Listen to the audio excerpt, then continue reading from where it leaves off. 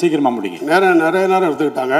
அதே போல இந்த அரசு ஊழியர்களுக்கு பென்ஷன் இருக்கு பாருங்க, அது பல காரணங்களால வழங்கப்படாமல் நிலுவையில் வழக்கு என்று சொல்லி ஃபைல் கோப்புகள்லாம் நிலுவையில் இருக்கு. அதையெல்லாம் பரிசீலனை செய்து வழங்க வேண்டும் என்று கேட்டுக்கிறேன். அதே மாதிரி இபி டிபார்ட்மெண்ட்ல நீங்க 2019 இது வரைக்கும் ஏஇ போஸ்டிங்காக வேண்டி விண்ணப்பிக்கிறாங்க, இன்டர்வியூ போட்டாங்க, கொரோனா வருது, நீதிமன்றம் தள்ளிடுது. இதனால அந்த இன்டர்வியூக்கள் நடக்காமல் இருந்து போச்சு. இப்போ இன்டர்வியூ கூப்பிடும்போது உங்களுக்கு வயசாயிடுச்சுன்னு சொல்றாங்க. அதை அந்த வயதை தளர்த்தி எல்லோரையும் அனுமதிக்க முதலமைச்சர் அவர்கள் முடிவெடுக்க வேண்டும் என்று இந்த நேரத்தில் நான் கேட்டுக்கிறேன். அதே மாதிரி எங்களுடைய முதலமைச்சர் எடப்பாடியார் அவர்கள் சேலத்தில் 1000 கோடி ரூபாயில ஒரு கால்நடை ஆராய்ச்சி கால்நடை கல்லூரி கொண்டு வந்தாங்க. அது இப்போ காலேஜ் மட்டும் இயங்குது, ஆராய்ச்சி நிலையம் இயங்கப்படலை. அது இயங்குச்சுன்னா ஆடு மாடு இது கலப்பினமாக கொண்டு 4 மடங்கு வருமானம் கிடைக்கிற அளவுக்கு ஒரு 10 கிலோ இருக்கிற ஆடு 40 கிலோ அளவுக்கு வரும். அதே மாதிரி 10 லிட்டர் கறக்கிற மாடு 40 லிட்டர் கறக்கும், வருமானம் பெருகும்.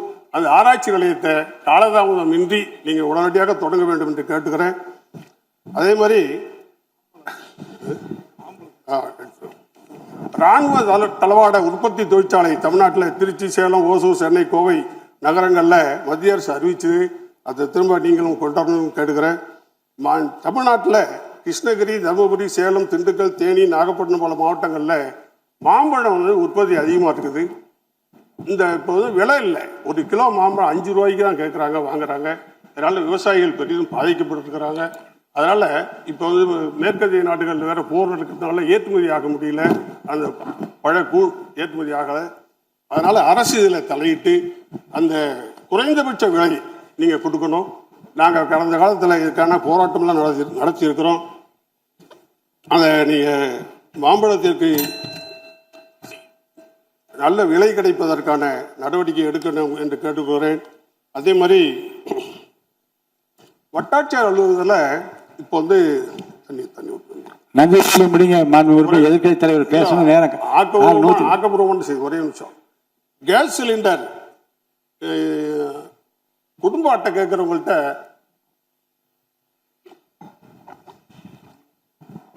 குடும்ப அட்டை கேட்டு விண்ணப்பிக்கிறவங்கள்ட்ட கேஸ் சிலிண்டர் அட்டை கொண்டாங்கன்னு கேட்குறாங்க. அது எப்படி கொடுக்க முடியும்?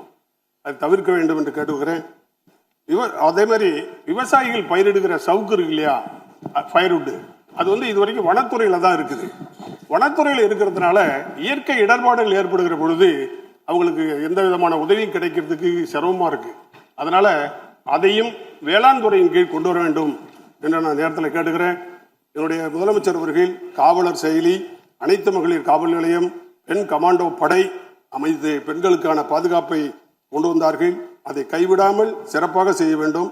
குடிமராமத்து விவசாயிகளுக்கு மிகவும் பயன்பட்டது. அதுவும் இது போல ஜூன் 12 தண்ணி திறக்காத போதுதான் அந்த குடிமராமத்தை முதலமைச்சர் அவர்கள் அறிவித்தார்கள். அதே போல நீங்களும் அறிவிக்க வேண்டும் என்று கேட்டுக்கிறேன்.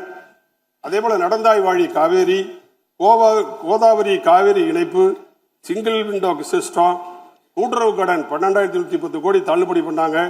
100% பயிர் காப்பீடு திட்டம், வண்டல் மண் எடுத்துக்கொள்ள அனுமதி வைங்க. கொஞ்சம் மானிய கோரிக்கைலாம் வரும்போது கொஞ்சம் மீதி வைங்க, அப்ப நிறைய பேசலாம், நிறைய நேரம் கொடுக்கலாம். அப்போ உங்களுக்கு அரசு பட்ஜெட் போட போறாங்க, அந்த நேரத்துக்கு இது கொஞ்சம் மத்திய அரசின் விதிகளை கூட எடப்பாடியார் அவர்கள் தளர்த்தி 13,500 ரூபாங்கிற இடுபொருள் மானியத்தை 20,000 உயர்த்தி கொடுத்தாங்க. அதே மாதிரி 2 ஹெக்டேர் தான் பயன்படுத்த நிவாரணம் கொடுக்கணுங்கிற போது எல்லா நிலங்களுக்குமே நிவாரணம் என்று எடப்பாடியார் அறிவிச்சாங்க. அதே போல தென்னக நதிகள் இணைப்புக்கான சீரிய நடவடிக்கை வேண்டும். வெளிநாடுகளில் தமிழ் இருக்கை அமைப்பு தொடர வேண்டும். மீனவர்கள் இலங்கை கடற்படை கொள்ளையர்களால் கொல்லப்படுவதை நாங்கள் நிறுத்தினோம்.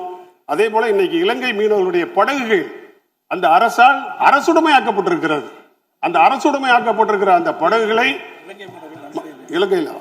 இலங்கையில மீனவர்கள், நம்முடைய தமிழ்நாட்டு மீனவர்களுடைய படகுகள் அங்க கைப்பற்றப்பட்ட பிறகு அரசுடைமையாக்கிற சட்டத்தை கொண்டு வந்தாங்க. அது மத்திய அரசோடு பேசி அதை நீங்கள் திரும்ப பெற வேண்டும் என்று நேரத்தில் கேட்டுக்கிறேன். ஒரே ஒரு எதிர்கட்சி தலைவர் நன்றி சொல்லி முடிங்க மாண்பு முடிச்சார். கடல் நீர் நிலத்திற்குள்ளே வராமலும் நன்னீர் கடலுக்குள்ளே போகாமலும் தடுப்பதற்காக புரட்சித் தலைவர் அம்மா அவர்கள் 1560 கோடி நிதி ஒதுக்கினார்கள். ஆசிய வளர்ச்சி வங்கி நிதியோடு முதல் கட்ட பணிகள் நடந்தது. அதுல எங்கள் ஊர் மாவட்டத்தில் மட்டும் 5 ஆறுகள் எடுத்துக் கொள்ளப்பட்டிருக்கிறது. முள்ளியாறு என்கிற ஒரு ஆறு மட்டும் தவிர்க்கப்பட்டு விட்டது.